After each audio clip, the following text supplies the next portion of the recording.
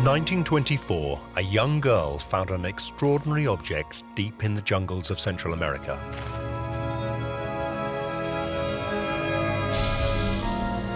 It was a beautiful skull made from a single block of pure quartz crystal.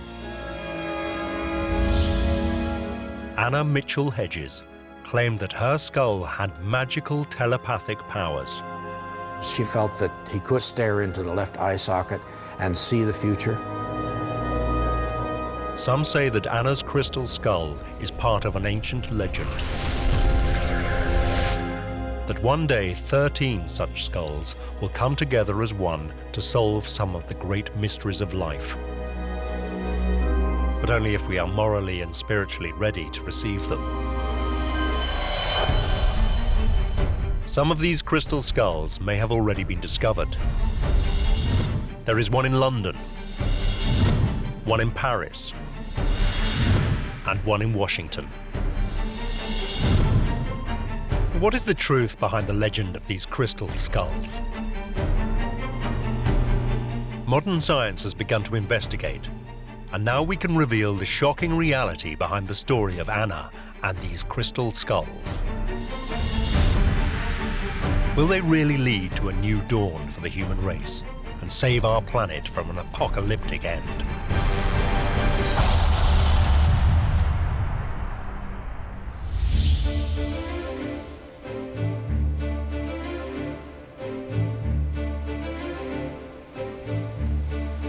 The story of Anna and the crystal skulls begins with Anna's adopted father, Frederick Albert Mitchell-Hedges. A self-made man and adventurer who is said to be one of the inspirations for Hollywood's blockbuster movies, Indiana Jones. Born in Victorian London in 1882, Mitchell-Hedges started out as a clerk in London's stock exchange at the age of 16, but he didn't stay long. In his 20s, he sailed to New York and worked on Wall Street, where he made a small fortune. I had left home with a few pounds and no job, and I returned at the age of 23 an assured man of the world, possessor of over £4,000. He then decided to become an explorer and archaeologist.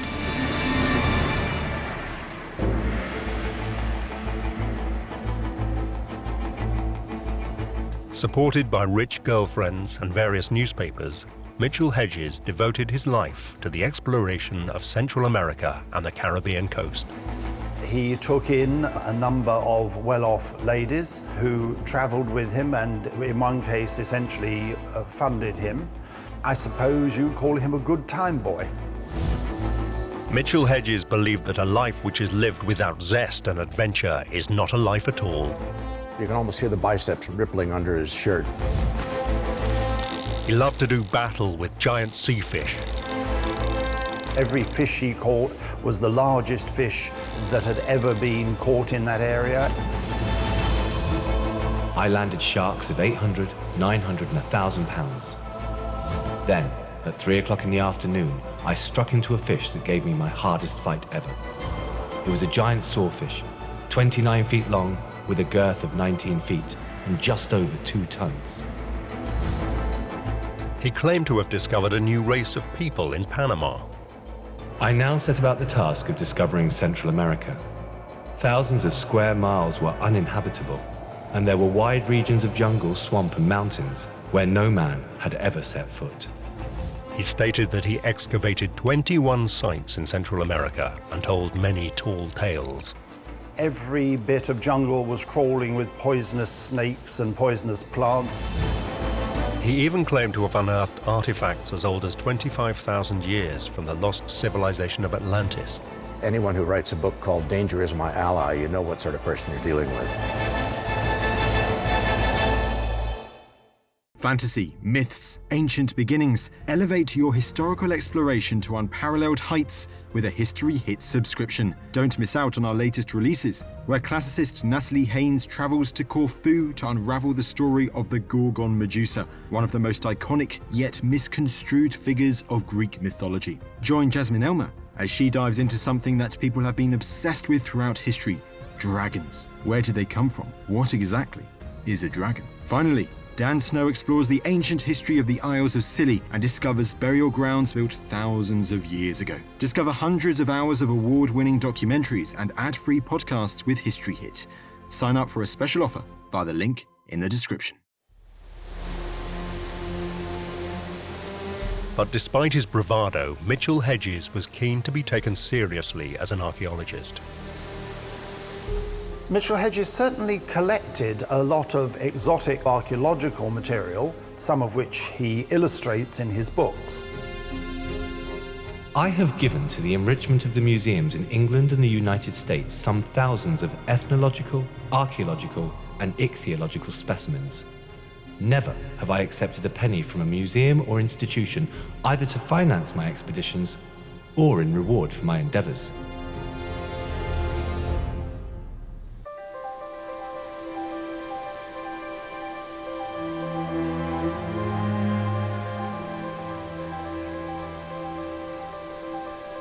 During the 1920s, Mitchell-Hedges explored the Central American country of Belize, and it was here that his link to the world's most famous crystal skull began. Accompanying Mitchell-Hedges was his 16-year-old adopted daughter, Anna. Anna had lost both her parents by the age of 10. Her mother had died during childbirth, and her father in the First World War. Mitchell-Hedges had taken the French-Canadian orphan under his wing in 1917, and Anna became his frequent travel companion.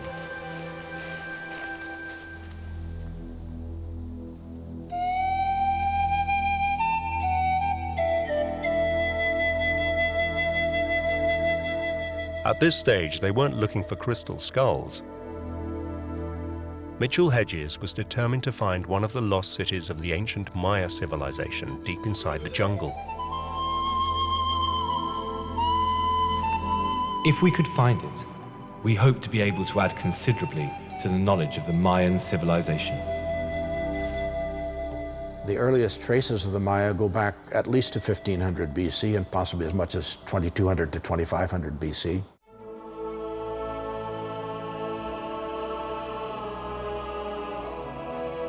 The Maya were one of the ancient world's most advanced civilizations before their collapse more than 1,000 years ago.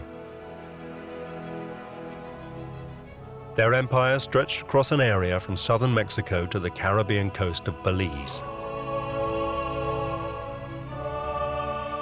The Maya people developed complex writing and mathematical systems. Their astronomers mapped the stars and measured time with calendars as precise as the ones we use today. Great artists created fine sculptures, carvings, paintings, murals, pottery, textiles, and jewelry.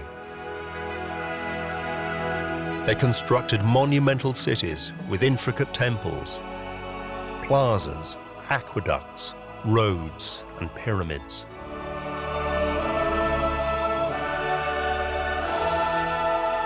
It's interesting how much archaeological work in the Maya area is surrounded by a kind of a miasma of romantic quality, you know, the sort of gleaming white temples in the jungle.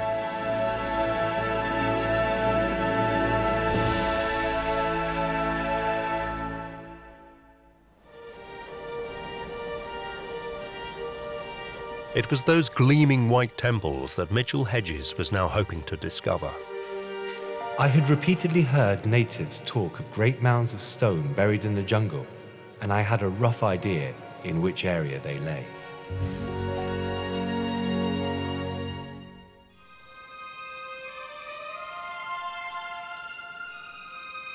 Like her father, Anna would record their adventures together in great detail, and it's her accounts we largely rely on today.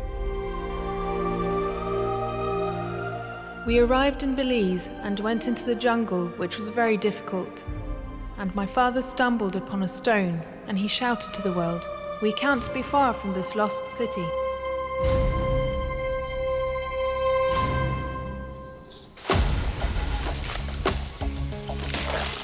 According to Anna, her father enlisted the help of locals who were direct descendants of the Maya to fell the trees and clear the bush. Eventually, Their work revealed something spectacular.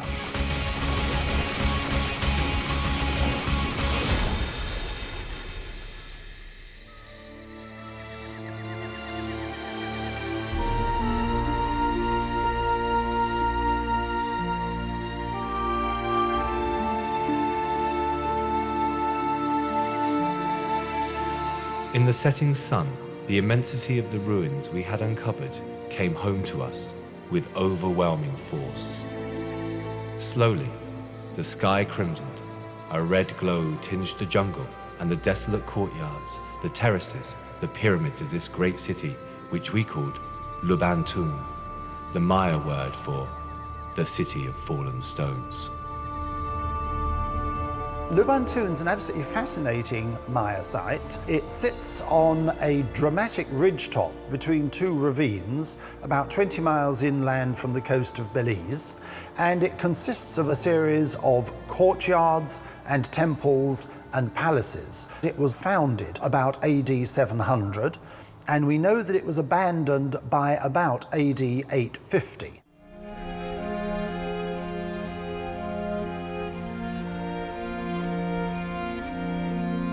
It was here, at this ancient Maya ruin, that Anna claimed she made an astonishing discovery. I was 16 when I spotted it. It was New Year's Day, 1st of January, 1924. I heard two of the Mayas say, if you go on top of that building, you'll have the most wonderful view. So I sneaked on top, and it was very dangerous. Something kept shining in my face. I moved 1 or 2 stones carefully. The sun was pouring on it. Way down below, through a crack, I could see something shining back at me. I got very excited.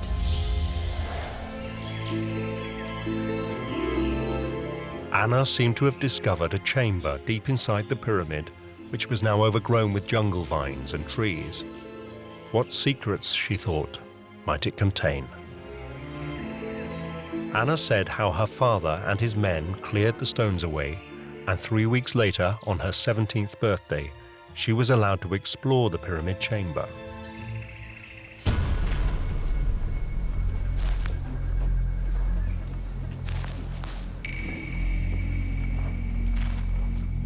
I had a light, and I was let down by 2 ropes around my body.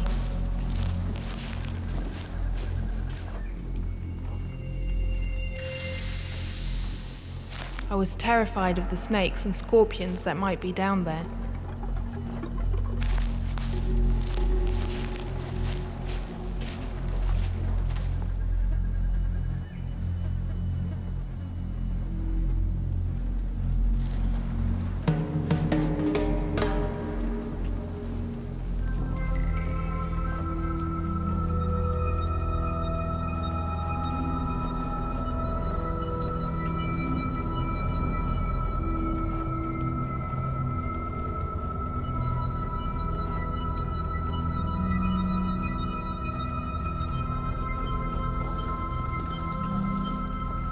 But then, through the gloom, I could see something in the light.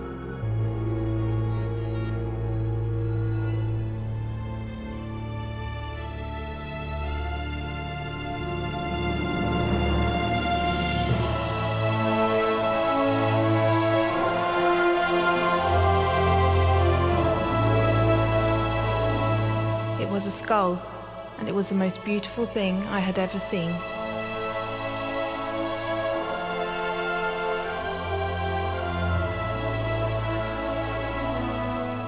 So I picked it up, wrapped it in my shirt so it wouldn't be hurt, and shouted to the men to pull me up as fast as they could.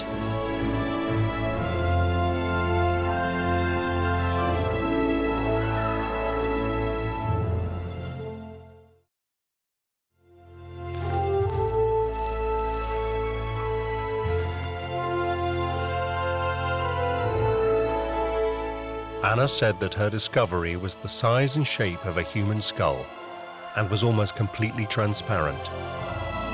It appeared to be made of crystal and in perfect condition. According to Anna, her father took the skull from her hands and held it high in the air for all the Maya to see. There was a moment of stunned silence, then all the Maya helpers went wild with joy, kissing the ground and hugging each other.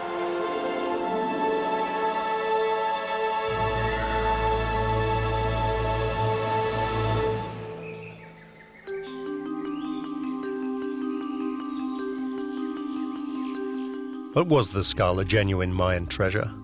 And who had placed it deep inside the pyramid chamber? The answer, according to Anna, came 2 days later when they were visited by a Maya elder from a neighboring village.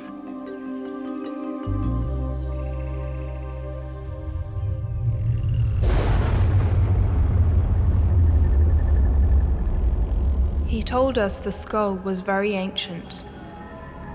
It was made after the head of a great high priest many thousands of years ago, because the priest was loved very much, and they wanted to preserve his truth and wisdom forever.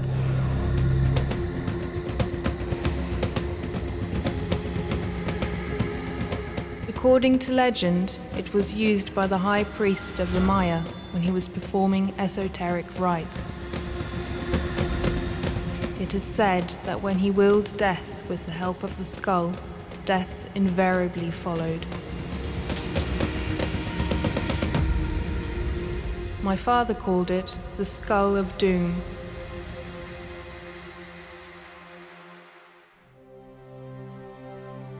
Anna said her father thought the skull was so sacred that he gave it to the Maya, much to Anna's displeasure. I was very angry because I had risked my life to go down and get it.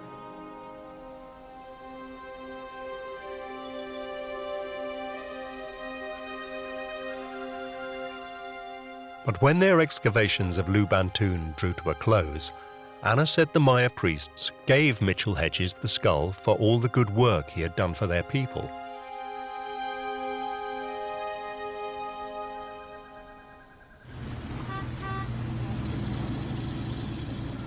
The family returned with the skull to England in 1927. Intriguingly, Mitchell-Hedges kept the skull entirely secret for the next 27 years, when he would write about it in his 1954 autobiography, Danger, My Ally. How it came into my possession, I have reason for not revealing. The Skull of Doom is made of pure rock crystal, and according to scientists, it must have taken over 150 years, generation after generation working all the days of their lives, patiently rubbing down with sand an immense block of rock crystal, until finally, the perfect skull emerged. It has been described as the embodiment of all evil. Several people who have cynically looked at it have died. Others have been stricken and become seriously ill. I do not wish to try and explain the phenomena.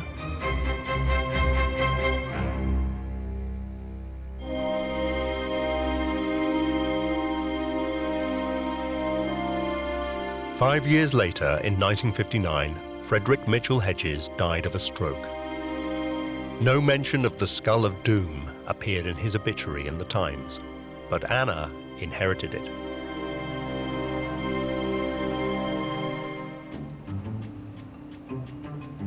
It was now the crystal skull went public. Anna contacted a business colleague of her father's, San Francisco art dealer and restorer Frank Dorland, to promote her crystal skull in the US with a view to a sale for $50,000. Dorland wrote to her in November 1963. The Skull of Doom, or perhaps more likely the Skull of Knowledge, as I have said many times before. I would like to handle this art treasure for you. We can launch a program about the skull and get your price.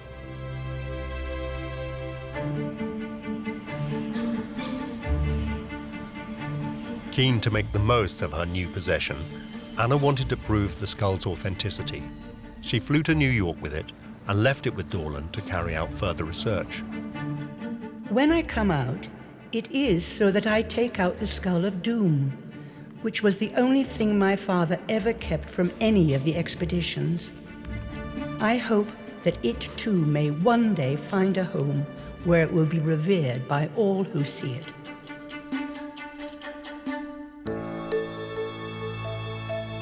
Dorland spent the next 6 years exploring the mystical properties of Anna's crystal skull. He worked with various psychics and allowed other people to visit him to experience the many powers he believed the skull possessed.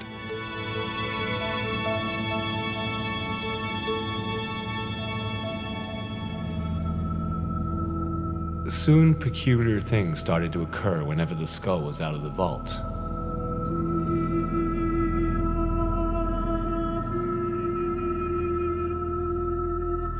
We noticed that when we were very quiet, we could hear soft voices and music.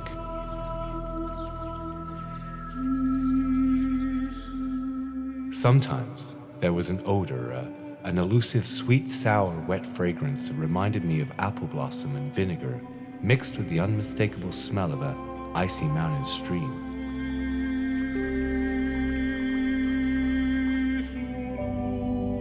If we put our hands close to the skull, we could feel a tingling like an electric current, and there were other times when we clearly saw shapes and shadows moving about inside it.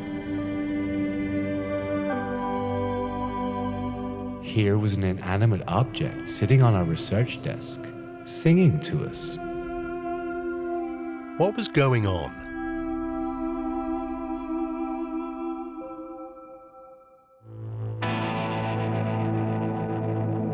In 1970, Dorland suggested to Anna that her skull should be examined at the Hewlett-Packard's laboratory in Santa Clara, California. One of the people that examined it was Charles Adams. They brought this in, and it was quite an amazing piece, very well crafted. Of course, we were all interested in something like that, being quartz people. The Hewlett-Packard scientists were asked to examine the skull to confirm that it really was a 1,000-year-old Mayan artifact. We determined that it was a single piece of quartz. It was very clear. Well, we examined portions of the surface with a microscope. We couldn't find any tool marks that would indicate that it was done with modern machinery. No sign of any modern tool marks at all. This proved that the skull had to be ancient. It probably was done by hand over a very long period of time, probably more than one person's lifetime, where they take stones and rub them together and use sand and water to polish them out. That would seem to be the more likely way that this thing was built. Could have been, over several generations these things were carved. All this seemed to fit with what Mitchell-Hedges had written about the skull in his autobiography, Danger, My Ally. It must have taken over 150 years, generation after generation working all the days of their lives, patiently rubbing down with sand an immense block of rock crystal, until finally the perfect skull emerged. But some scientists concluded something even more extraordinary. The crystal skull was so perfect that it was made by no known human process, which prompted one team member to remark, "This skull shouldn't even exist at all."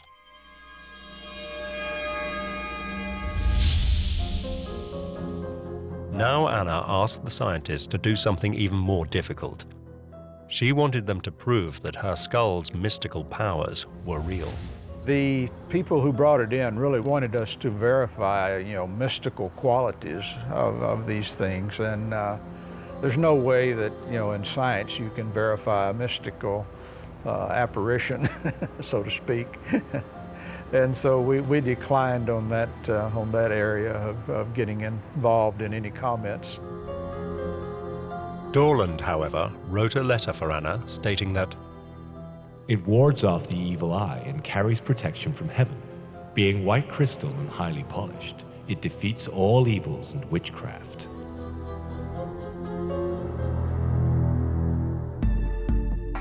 now Anna appeared to have supporting evidence of her skull's mystical powers and proof that it was a genuine Maya artifact.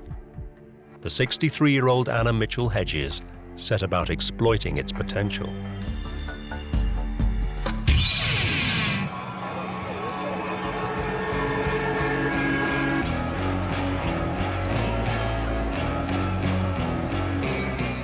Anna's timing was perfect. During the 1960s and early 70s, the Western world saw a new social counterculture revolution emerge, and with it, a new age of spiritualism. This led to a huge interest in quartz for its alleged healing, meditation, and energy-giving qualities. Crystal skulls were suddenly in fashion. People are attracted to anything that seems inexplicable. So it isn't just touching something from the past, maybe seeing the future, but something that can't be explained on any level that one can think of. That attracts people's attention. People love mystery. These aren't just skulls, they're transparent and they're very, very hard and they appear almost flawless. You know, you handle them, you look at them, and they are impressive objects. When you got the fusion of the imagery of the skull with the rare and exotic material of massive rock crystal, you got something that fascinated people, particularly in the New Age cults.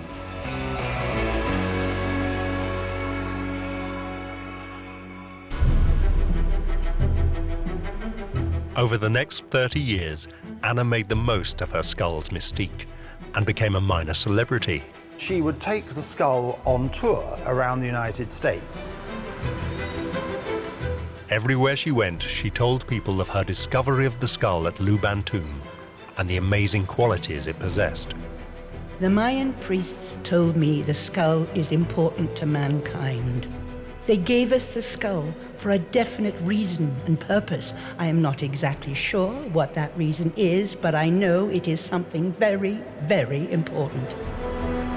I lived 7 years with the Mayan people as a child and ate and slept the same way they slept on the earth. And once you have lived with people who are so down to nature, you've got to believe them. She would be preceded by a barrage of publicity to the local papers and television stations, which would be told that the rock crystal skull of doom was coming to town. Laugh at this, says the Maya legend simply, and you die. The owner is the explorer and the collector is Anna Mitchell-Hedges. Well, do you believe that one? Yes, I do believe that, very much so. Because we've had quite a few accidents happen while we've had it. What sort of accidents are those? A cameraman who came to film it, and he laughed at it. And when he went to develop his film, the place blew up. And I still believe that the man is still running. She would rent a room in a local hotel, and the skull would be put on a black velvet covered plinth with a spotlight on it, and she would then charge $5 for admission to look at it. She would allow people to touch it. In some cases, actually to lift it up and turn it round and look at it. Has nothing ever good come out from the skull of doom? Not to people who would laugh at it. But to me, it's always been very kind. In what way do you mean? Well, I love it because I first found it with my father, and it's my first little treasure that I found on my own, really.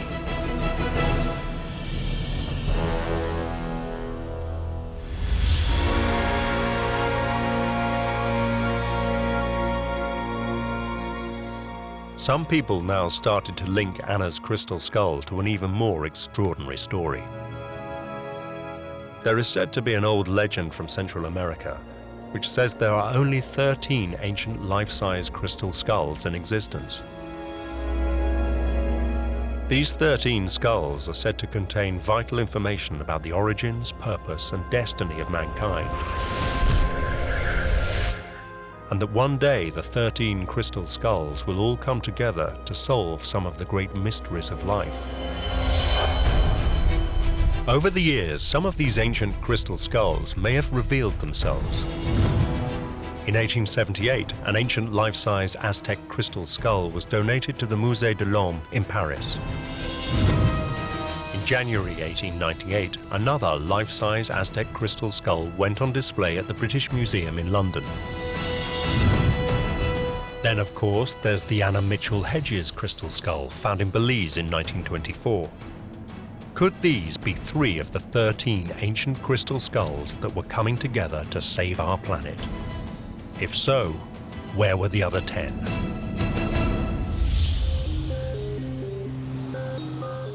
Then, in 1992, something strange happened that would alter the world's entire perception of Anna Mitchell-Hedges and the legends of the crystal skulls.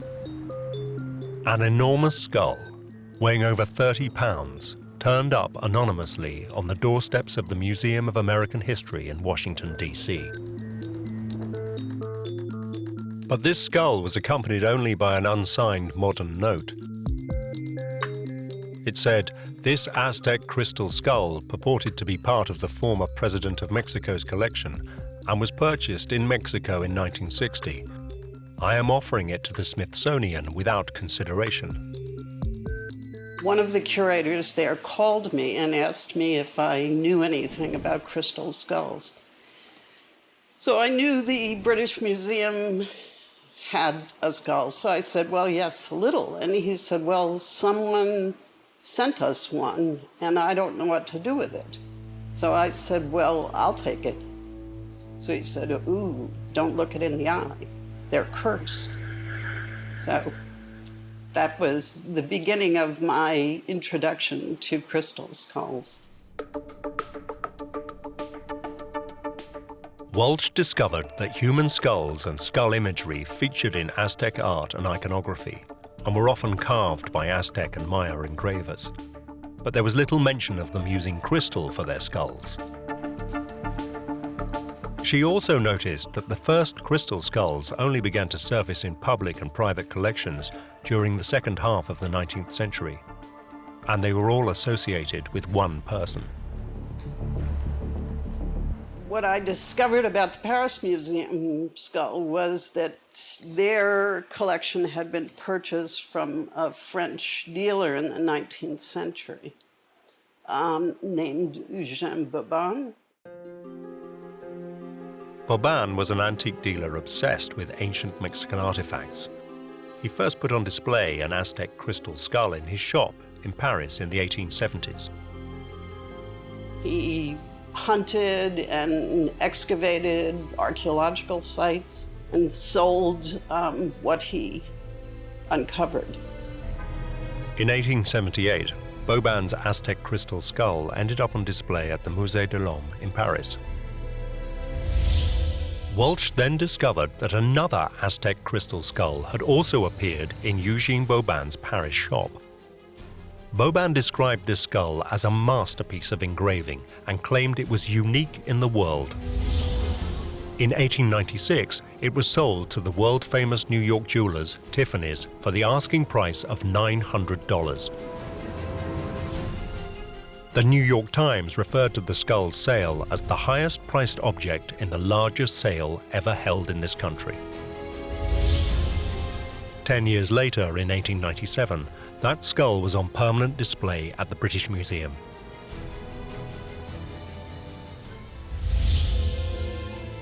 Two Aztec crystal skulls, one in Paris and one in London, both linked to Eugene Bobin.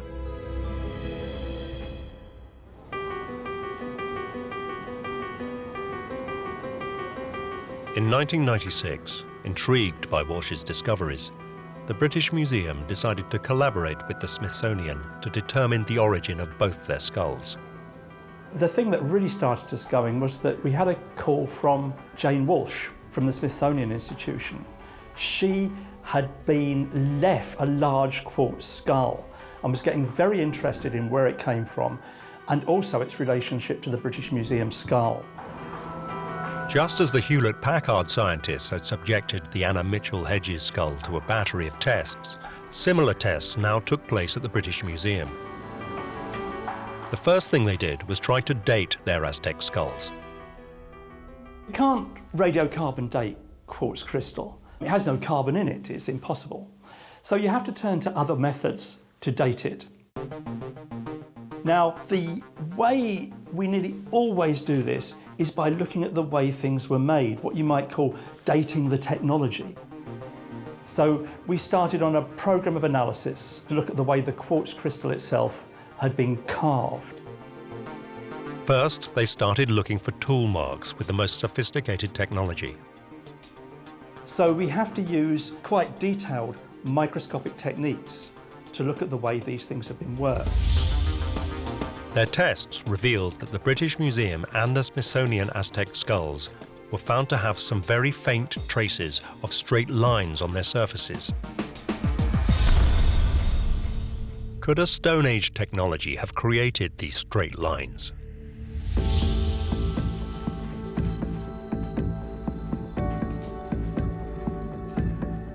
The scientists examined the surface tool markings on several Aztec rock crystal objects from well-documented excavations in Mexico. This included a rock crystal goblet, which is the largest rock crystal artifact to have been recovered from a pre-Columbian site. The ancient Aztecs would have used hand tools and sharpened stone and wood combined with sand to craft their materials. The test showed these ancient tools left uneven, ragged lines on the surface. They then compared these ragged hand tool lines with the straight marks found on the British Museum and Smithsonian skulls. It was clear that two very different technologies had been used. Using just hand tools, it would have been impossible for the ancient Aztecs to create such perfectly straight lines as those on the British and Smithsonian skulls. The only way these straight lines could have been made was by using rotary cutting wheels.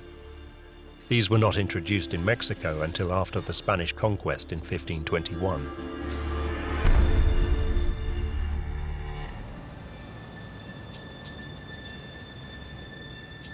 Further examinations of the two skulls were carried out under the powerful eyes of their scanning electron microscope. And the scientists made a shocking discovery. Both the London and Smithsonian crystal skulls showed clean rows in arcs across their surfaces. Only one type of tool could have done this, something with an industrial diamond head. Industrial diamond heads were first used in the 19th century. This meant the skulls could not have been made before then.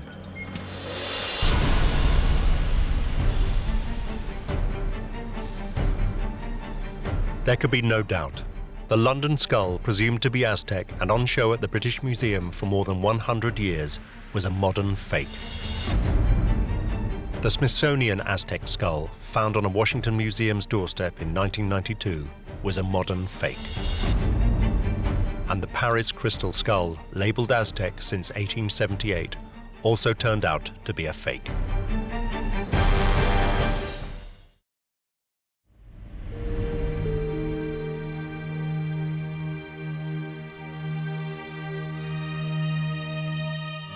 The British Museum skull was probably made not too long before it first appeared in Bobon's shop in 1881.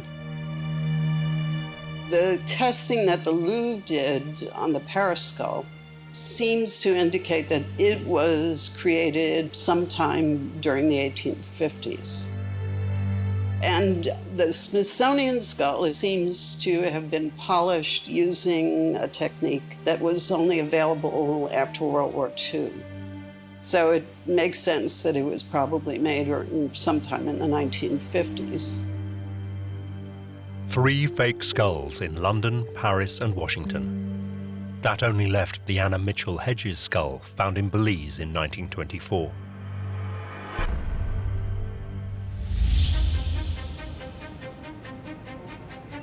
All the while, Dr. Jane Walsh had been continuing with her investigation. She came across 2 records referring to yet another crystal skull. The first was an article published in the journal Man in 1936. This told of a London art dealer named Sidney Burney who had purchased a crystal skull in 1933. The second stated that Burney had put his crystal skull up for auction at Sotheby's of London in 1943, and that it was sold to none other than a Mr. Frederick Albert Mitchell-Hedges for £400.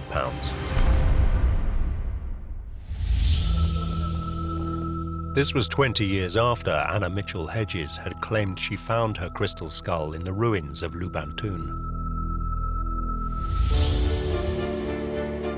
Anna immediately went on the defensive. According to her, there was a simple explanation. She had indeed found the skull in 1924, but in 1943, her father was experiencing some real hardship. Father was wanting to return to Lubantoon, but was short of money. Mr. Burney loaned Father money, and Father left the skull with him as security until he could redeem it. Then he heard that he had placed it in a sale room, and Father was livid. He paid Burney with interest and reclaimed the skull. But when Anna was asked if she had any records showing that the skull was owned by her father prior to Burney's acquisition, she said that all his papers had been lost during a cyclone.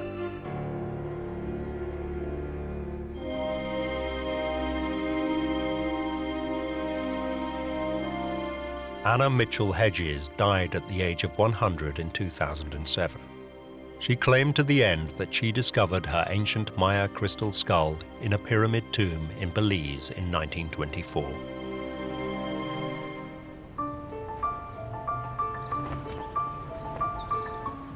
Only in 2008, after Anna had died, did Dr. Jane Walsh get her chance to examine the Mitchell-Hedges skull at the Smithsonian Institute.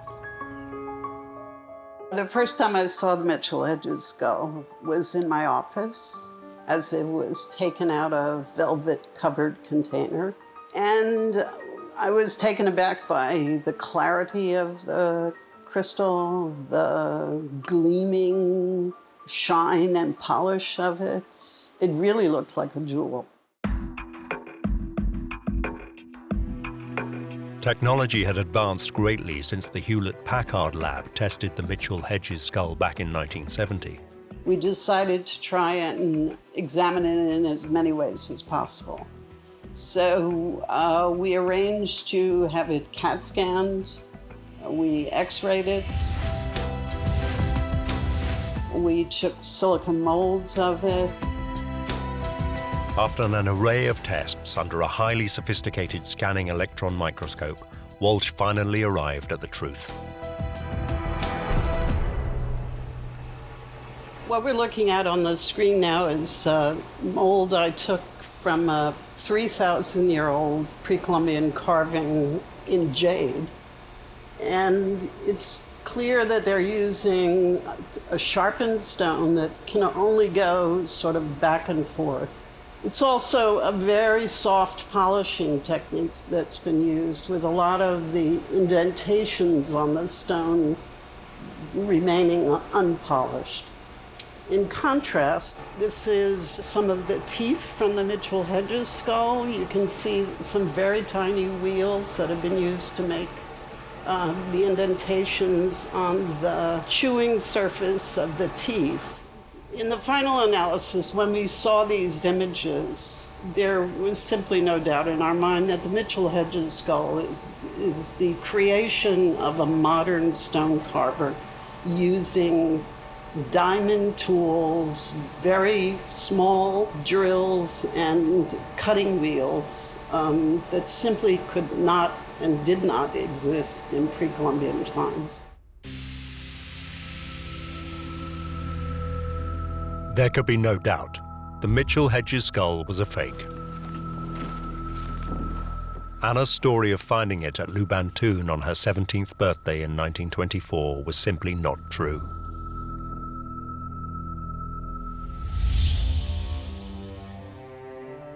Suddenly, it all fell into place. The reason why Frederick Mitchell-Hedges never mentioned the crystal skull when he returned to England after his trip to Belize in the 1920s was because he didn't have it.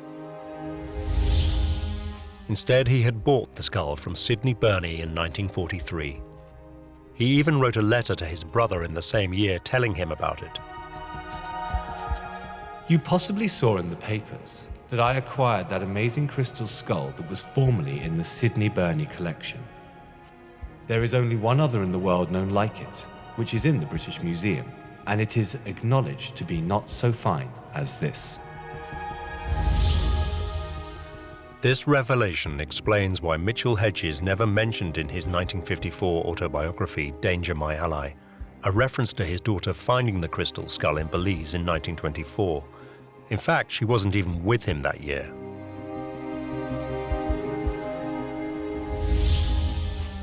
According to his autobiography, his daughter didn't join him in Belize until 1926. That's 2 years after Anna claimed she had found the skull.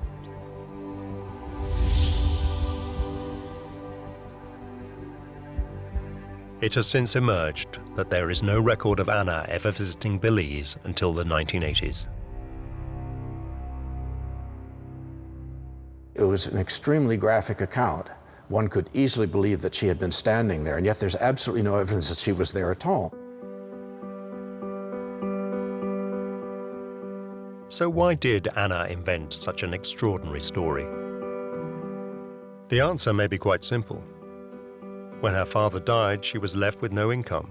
She had to find a way to support herself, and she only had one asset. Her father was this great storyteller. He made a living writing stories of enormous fish that got away for the newspapers. And I think Anna, maybe having been around him for a long time, picked up on his ability to spin a yarn. It appears that she invented the story, perhaps with her father, of discovering the crystal skull in a pyramid chamber in the Maya ruins of Lubantun in Belize in 1924 to make some money. Through the gloom, I could see something in the light. It was a skull, and it was the most beautiful thing I had ever seen. Anna Mitchell-Hedges started as a liar, she became an accomplished liar, and she finished as a fantasist. I first found it with my father, and it's my first little treasure that I found on my own, really. I think over the years, having told the story so many times, she had come to believe it herself.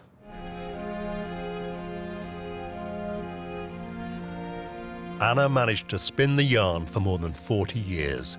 And most people who came to hear about the skull, or had a chance to see it on her pay-per-view roadshow, believed it was the genuine article. I'm not really surprised she got away with it for so long, because people are always willing to believe the irrationally mysterious over the rationally prosaic. People love mystery, and they probably, as a result, greatly prefer things such as the crystal skull to the average archaeological presentation. They'd far rather that those objects were so mysterious that we couldn't say anything at all about them, that they fit, in other words, the pattern of the crystal skull.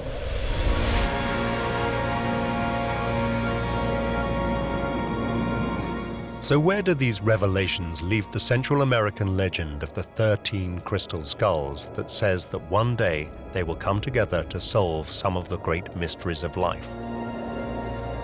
So far, all the famous crystal skulls have been shown to be modern fakes, probably made in Europe. And science has yet to find any convincing evidence that there ever was a Central American crystal skulls legend. There was no evidence for there being crystal skulls in any of the ancient American civilizations. In fact, the Maya didn't really have rock crystal at all. It's not a native material to the Maya area, so archaeology ignored the stories because they seemed irrelevant. The fact that the legend seems to be a modern invention won't stop many people believing that there are 13 ancient crystal skulls still out there, and that one day they will all come together as one to save our planet.